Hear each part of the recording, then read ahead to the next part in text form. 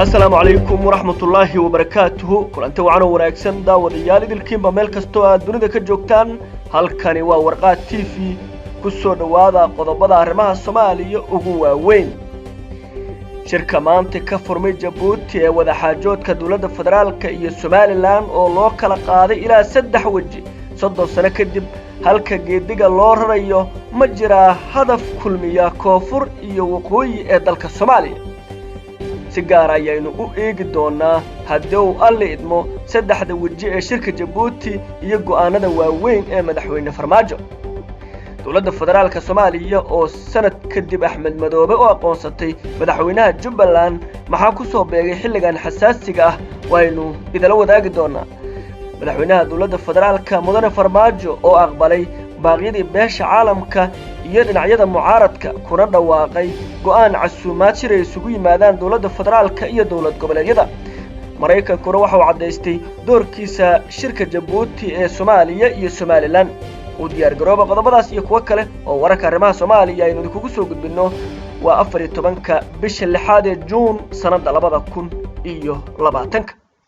waan kugu soo dhaweynayaa daawada warqad TV haddii aad nagu cusub tahay subscribe dheh oo waliba furo qaybta gambaleelka si aad degdeg ugu hesho wararka halkaan aynu ku soo daabacno wafuud kala matalaysa dawladda federaalka Soomaaliya iyo Somaliland ayaa maanta siyaabo kala duwan u gaaray magaalada Djibouti ee xarunta wadanka Djibouti halkaas waxay uga qayb galayaan bilowga shirka wada xaajoodka dawladda federaalka Soomaaliya iyo xukuumadda Hargeysa ee Somaliland shirkan oo xiise gaar ah leh isla markaana madaxda ugu sareysa qaranka Soomaaliya ay ka qayb galayaan sida madaxweynaha ra'iisul wasaaraha iyo gudoomiyaha baarlamaanka sidoo kalena halkaas uu ku sugan yahay madaxweynaha Somaliland iyo xubno sare oo ka tirsan maamulkiisa ayaa waxa martigeliyay madaxweynaha jamhuuriyadda Djibouti Ismaaciil Cumar Geelle ayaa shaaciyay in si rasmi ah u furmeen wada hadallada dawladda federaalka iyo Somaliland Ismaaciil Cumar Geelle ayaa sheegay in dib u bilaabashada wada hadallada Soomaaliya iyo Somaliland tusaale fiican u tahay gobolka Geeska Afrika madaxweyne Geelle ayaa qoraal uu soo dhigay waxa uu ku sheegay in wada hadalladani tusaale wanaagsan ay u yihiin si wadida go'aanada hogaamiyaasha gobolka si loo xalliyo khilaafaadka iyadoo loo marayo wada hadal dib u bilaabashada wada hadalka u dhaxeeya Soomaaliya iyo Somaliland waa tusaale fiican oo ka turjumaya si wadida go'aanada hogaamiyaasha gobolka si loo xalliyo khilaafyada iyadoo loo marayo wada hadal ayuu yiri Ismaaciil Cumar Geelle madaxweynaha Somaliland oo shirgudoonka ah wada hadalka Soomaaliya iyo Somaliland wada hadallada ka dhacay Djibouti waxa gadaal ka riixaya Mareykanka iyo Midowga Yurub waxaana la qorsheynayaa inuu xoojiyo mashruuca Abiy Ahmed oo hormuudka ka yahay ee isdhaxgalka Geeska Afrika dawladda Itoobiya ayaa iyana door wanaagsan ku leh qabsoomida shirkani wali aysan qodobo ka soo bixin shirka maanta dawladda federaalka Soomaaliya iyo jamhuuriyadda iskeed ugu dhawaaqday madaxbanaanida ee Somaliland uga furmay Djibouti waxa uu mari doonaa ilaa 3 marxaladood iyadoo qabsoomida shirkani ay fududeysay dawladda Mareykanka ha yeeshee Djibouti ay martigelisay Addis Ababa goobjoog ay ka tahay wajiga koobaad ee shirka ayaa lagu soo koobay oo kaliya qodobada inay jeediyaan madaxweynayaasha Soomaaliya Somaliland Djibouti iyo ra'iisul wasaaraha Itoobiya Abiy Ahmed oo ay wehiliyaan sidoo kale safiirada Mareykanka iyo Midowga Yurub iyo wakiilo ka socda dalalka daneeya arrimaha Soomaaliya sida ay warqad ogaatay qaybtan khudbadaha la xiriira ayaa lagu xoojin doonaa iskaashi amni iyo mid siyaasadeed oo dhaxmara gobolka Geeska Afrika inuu xoojinayo amni iyo koboc dhaqaale oo bulshada gobolku ay helaan wajiga labaad ee xiga ayaa loo gudbayaa dhanka Soomaaliya wada hadalka inay hormuud ka noqdaan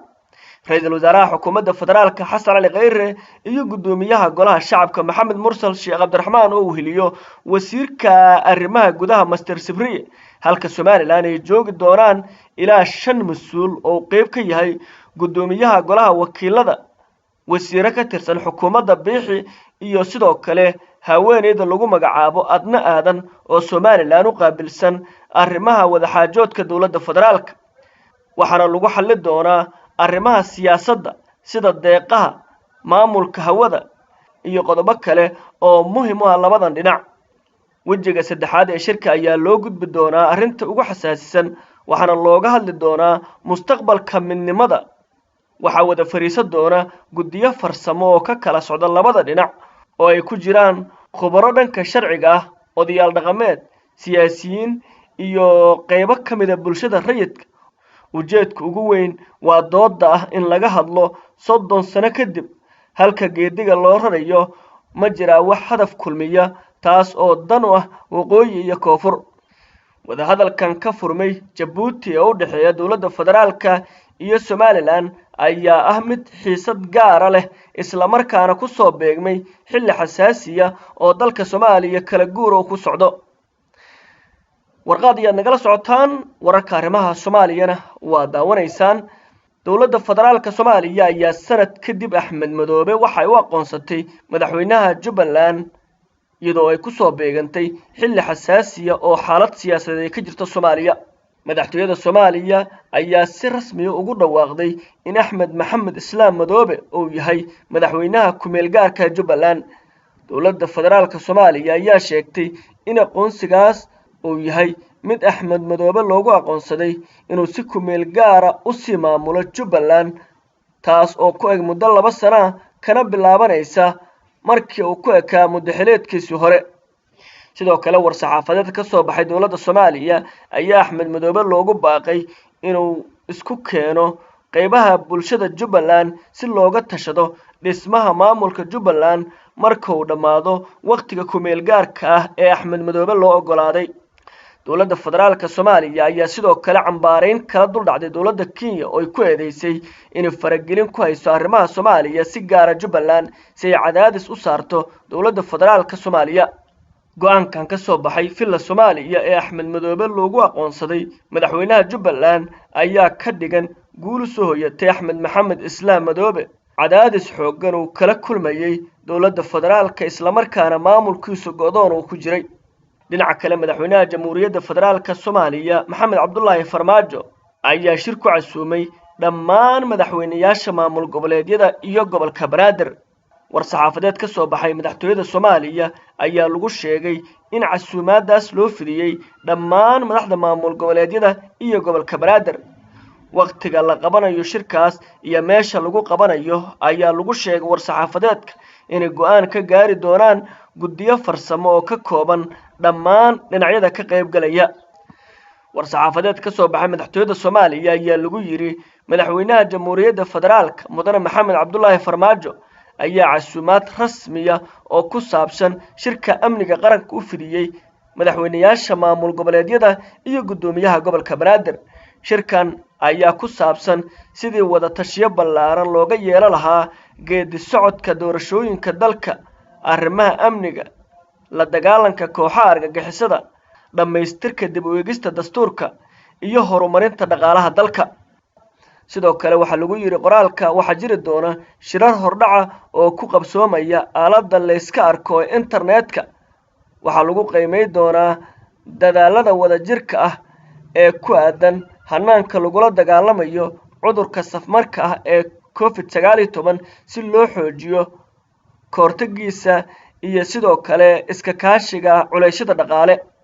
jadwalka uu ku qabsoomayo shirka amniga qaranka waxaa ka shaqeyn doona guddiyo farsamo oo ka kooban dhammaan dhinacyada ka soo qayb galaya si loo sii ambaqaado wada tashiyada arrimaha masiiriga ah ee dalka iyo xoojinta wada shaqeynta dowladda federaalka iyo dowladaha xubnaha ka ah ayaa sidoo kale lagu yiri war-saxaafadeed ka soo baxay filla Soomaaliya. madaxtooyada jamhuuriyadda federaalka Soomaaliya waxay adkeynaysaa muhiimadda shirkan maadaama uu dhammaystir u yahay guulaha siyaasadeed, amni, dhaqaale ee wada jirka ay u xaqiijiyeen shacabka iyo dowladda Soomaaliyeed. waxa uuna shirku jiheynayaa hanaanka dimuqraadiyadeed ee dalkeena ayaa sidoo kale lagu soo gabagabeeyay. haddii aan dib ugu laabano arrimaha wadahadallada dowladda federaalka iyo Somaliland, dowladda Mareykanka ayaa war ka soo saartay wadahadalladan maanta Jabuuti uga furmay wafdiyo ka kala socda dowladda federaalka iyo Somaliland. dowladda Mareykanka ayaa ka hadashay shirka maanta ka furmay Jabuuti waxaana ay sheegtay in aad ay u soo dhaweynayso muddo kadib Somaliland iyo Soomaaliya wada xaajood ay isku hor fariisanayaan inay yeeshaan.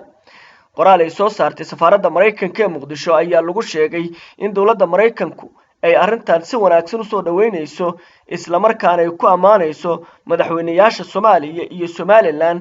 shirkaas si is-ogola inay uga qayb galaan. sidoo kale ammaan waxa Mareykanku u soo jeediyay madaxweynaha Djibouti oo shirka taabageliyay. dawladda Mareykanka ayaa Ismaaciil Cumar Geelle madaxweynaha Jamhuuriyadda Djibouti uga mahadcelisay martigelinta shirka ay ku wada hadlayaan Soomaaliya iyo Somaliland. safaaradda Mareykanka ee Muqdisho waxay soo dhaweynaysaa furitaanka wada hadalka Soomaaliya iyo Somaliland ee Djibouti. waxaan ammaanaynaa hoggaanka Soomaaliya iyo Somaliland Muuse Biixi iyo Farmaajo. waxa mahad leh Ismaaciil Cumar Geelle oo kulan taariikhi martigeliyay ayaa lagu yiri qoraalka safaaradda Mareykanka. waxaa lagu cadeeyay sidoo kale qoraalka Mareykanku inuu taageero iskaashi oo wanaagsan la leeyahay Soomaaliya, taasina muhiim ay ka dhigayso markasta inuu taageero. bishii Febraayo ee sanadkan ayay ahayd markii Biixi iyo Farmaajo ay ku kulmeen xafiiska ra'iisul wasaaraha Itoobiya Addis Ababa. Soomaaliya iyo Somaliland wixii markaas ka dambeeyay waxa la xaqiijiyay in uu socdeen wada hadallo hoos oo qadka taleefanka ah, waxaana tani dhawaan cadeeyay James Swan oo ah xogayaha arrimaha Soomaaliya ee Jamciyadda Qurumaha ka dhaxaysa. guud ahaan saaxiibayaal waa naga intaas wararka arrimaha Soomaaliya oo warqadaad kala socoteen. intaan warka xiga ku kulmayna haddii waa la qadaro nabadgelyo.